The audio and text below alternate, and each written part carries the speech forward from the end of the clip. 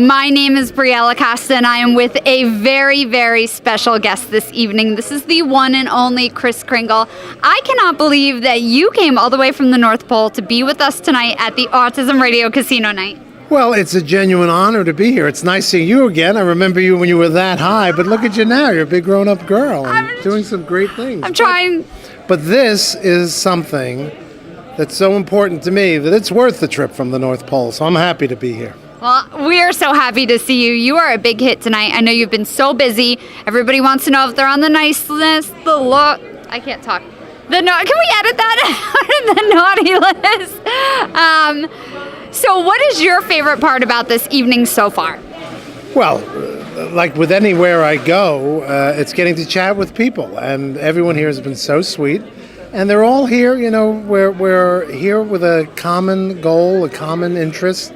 I would venture a guess, there's nobody in that room, I'm going to guess, that doesn't either have a child with autism, know a child with autism, or have a friend or family member with a child with autism. And as simple as that one little thing is, it's enough to unite big numbers. And that's what it's done tonight, thanks to Paul and everybody at Autism Radio. Absolutely. Now, Kris Kringle is doing something very special this evening. I've seen that you've been busy signing a lot of pictures for some boys and girls. Yes, well, I have 8x10 photos, black and white pictures, that famed theatrical photographer Van Williams took of me many years ago. I used to have pictures from Matthew Brady, but they're long gone. So I have the Van Williams photos that I sign in silver ink, and I ask people to consider making an Autism Radio donation, and I sign a picture for their child, which is great fun. Or sometimes amazing? For themselves. She wants a picture. I do. I did one for her. It's 93 days away from Christmas, so... Her said, I wrote to her, thanks for giving me a night under the mistletoe I'll never forget. Oh, I'm like starstruck. Oh my gosh.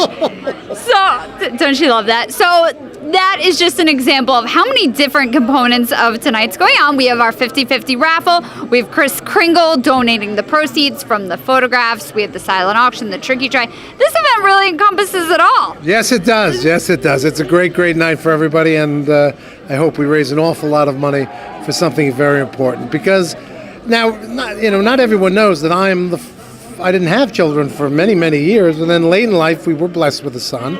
He's 23 now, and he has autism. 95% of the time, he is the happiest guy I know. But I remember when he got his first communication device, and that was actually a little bit before when iPads became popular.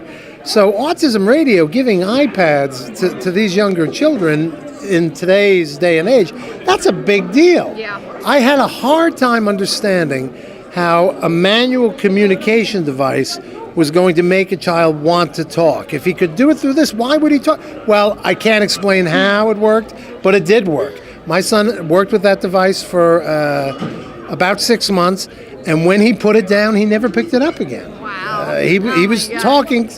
He's not conversational, but he can say whatever he wants. And on a good day, we do a visit from St. Nick together. I'll say, "'Twas the night before Christmas," and he'll say, "And all to the house." We alternate the lines. Of course, if I paraphrase anything, he stops me. "And up to the housetop, rooftop." Whoa! He corrects me dead on. Has to be perfect. Oh yes, exact in the wacky world of autism. But he's terrific, and I never thought, when he was.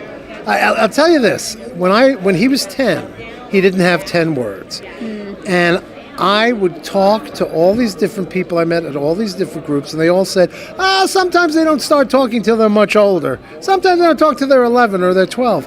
I said, can you find me one parent of a child who started talking at 12? And they never could. So I was just about at the point where I was thinking it was never going to happen, and guess what? 10, he had 10 words, and when he was 11, on the last day of school, I went to his school at the end of the year to listen to him recite the Pledge of Allegiance over the loudspeaker. So if anyone's watching who's got an 8 or a 9 or a 10-year-old who's not talking, I can't promise, even I don't know what the future holds for our children. But what I can promise you is it doesn't mean it's done. It doesn't mean it's done. Sometimes those children of ours will surprise us. Isn't that the truth? That is one of the biggest mysteries about autism. But you're right. One of my favorite parts of Autism Radio is that they will donate an iPad to a family in need, and to have a parent have a child who's nonverbal and watch them just grow and learn through having the iPad, through having the speech programs on it. I mean, there's really no feeling like it. No, it's amazing. It's amazing. And again, while I'm sure it's not true of every child, it must be true of plenty of children that for whatever reason, however it works, these things inspire them to talk on their own sometimes. And I mean, that's what the school district told us. We were, it was the professionals came in, and when you're lost in the woods, sometimes you just have to take a leap of faith. So I can't say I understood it. In fact, I'll go one step further and say it specifically did not compute to me. It didn't make sense. But guess what? They were right, I was wrong. And I've never been so happy to be wrong.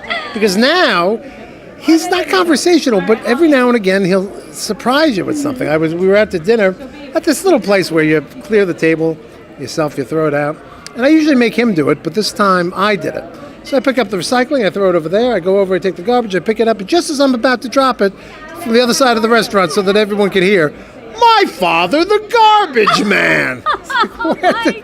Where did this come from? Oh my It was just God. amazing. Or I remember one of my all-time favorites was he sometimes gets stuck on things. He asked me once for pizza. And he asked me repeatedly, and I was telling this story to a friend. I said, "Oh, all kids repeat." I said, "John, my son asked me for pizza 273 times in a row. I counted it one night, 273 times." And then when he finally gets to the end of it, when he's finally willing to be done with it, he has to say goodbye to it for whatever reason. He'll say, "Goodbye, pizza." I said, "Yes, goodbye, pizza. Pizza to the sky." Whatever, pizza to the sky. And then he's gotten rid of it. But one day I'm driving somewhere, and I miss an exit, and I say, "Oh," and I caught myself. All I said was, "Oh," I didn't say anything else. And in the backseat of the car, I hear, "Oh, beep." And it was my son who never talks. And I said, "Andrew, that's not what I said. I just said, oh." And he says, "Oh, beep." And I said, "Andrew, there may have been a time when you've heard your mother say that. But it's really not something to say. Please don't say it again." And he says, "Oh." I said, "Andrew, this is the last time. I don't want to hear you say that ever again." And he says, "Bye-bye, OF. OF to the sky." So, Oh my God. the wacky world of autism. Always fun. That is a fantastic story. That is good. As you may guess, I enjoyed telling it. So I know it's not going to appear anywhere, but I had fun doing it. I so loved it. Thank you. I loved It was lovely chatting. Thank you so much for being here. Thank you. It's been a great night. Thanks.